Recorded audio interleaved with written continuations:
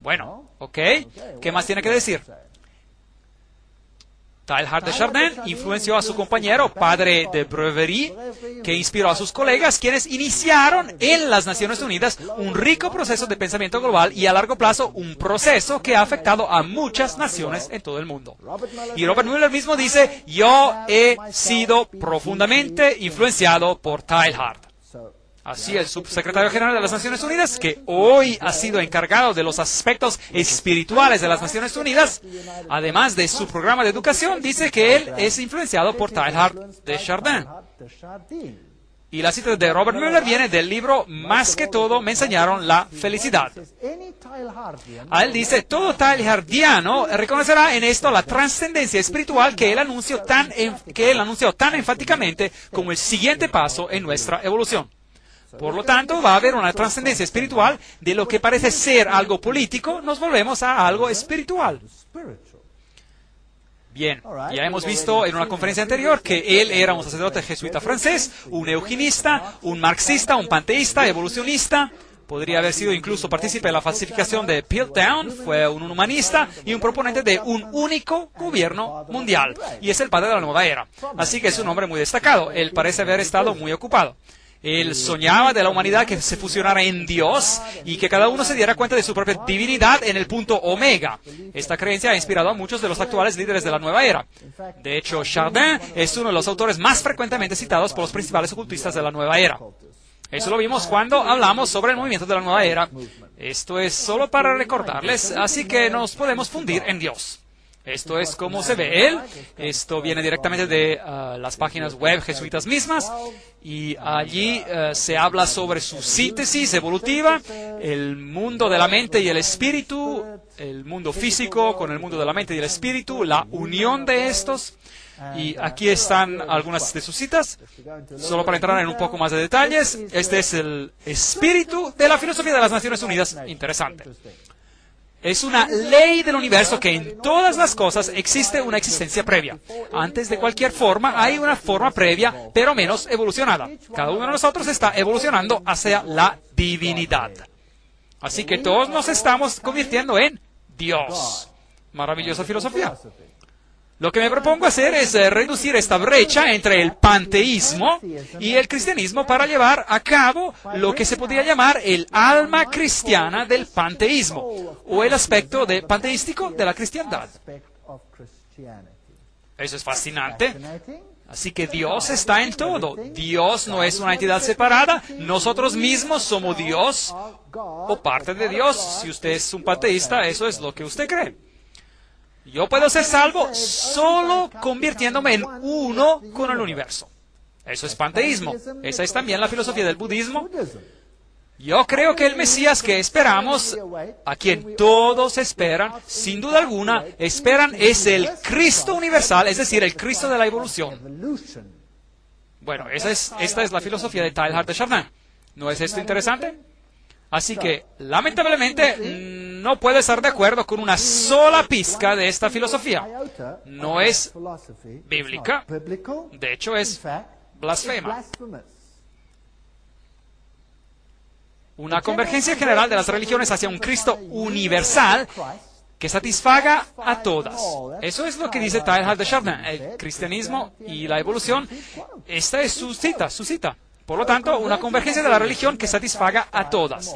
Y vio a las Naciones Unidas como la encarnación de esta filosofía. Me parece a mí que esta es la única conversión posible del mundo y la única forma en que una religión del futuro puede ser concebida. Eso significa que todos deben unirse. Ahora, ¿cómo se consigue que todas las religiones se unan? ¿Y enterrar las hachas de guerra y sus diferencias?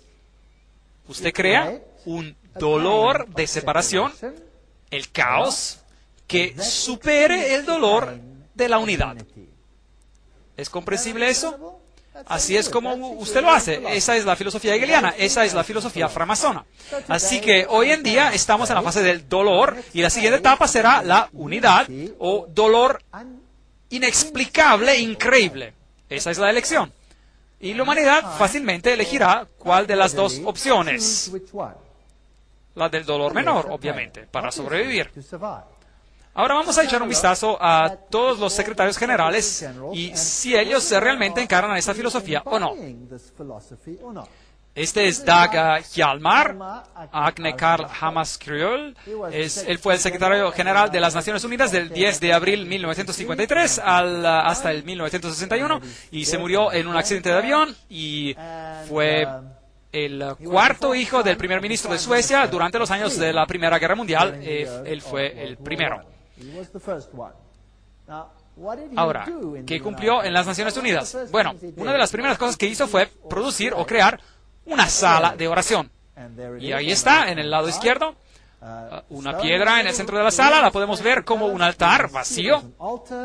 No porque no hay Dios, no porque se trata de un altar a un Dios desconocido, sino porque está dedicado al Dios que el hombre adora bajo muchos nombres y en muchas formas. Muy interesante. De manera que hay esta sala de oración con solo este altar de piedra que se construye para tener la forma de un rectángulo, si usted quiere, que tiene algunos significados interesantes, y todo el edificio, toda la sala, tiene la forma de un trapecio. Ahora, ¿qué significa esto? Bueno, hay también un ojo que todo lo ve, y ese símbolo que vemos aquí entre los hititas es también el símbolo, si se mira atentamente, de las Naciones Unidas. Tiene la corona del laurel y tiene la cara que se ha sustituido con la tierra. Quizás la mejor manera de comprender lo que el ojo que todo lo ve representa es de examinar la arquitectura de la sala de meditación del edificio de las Naciones Unidas en la ciudad de Nueva York. La sala de la meditación está construida con una forma de pirámide, un trapezoide sin la piedra angular. Dentro, la sala está tenuemente iluminada, pero procedente del techo hay un rayo de luz pequeño, pero concentrado, que se irradia hacia abajo al sombrío altar de piedra. En la pared al frente hay un mural impresionante y moderno que está decorado de forma dinámica de simbolismo oculto, que tiene 27 triángulos en diversas configuraciones, una mezcla de blanco y negro y color de fondo, y una línea vertical como de serpiente. En el centro hay el ojo que todo lo ve, que acapara la atención de los millones de visitantes anuales de la ONU con su cruda e invitante imagen de sospecha y omnipresencia. Esta es la cita de Texe Mars. Y más citas. La sala de meditación está posicionada hacia el norte, noreste. Para entrar en la habitación hay que proceder de la oscuridad a la luz.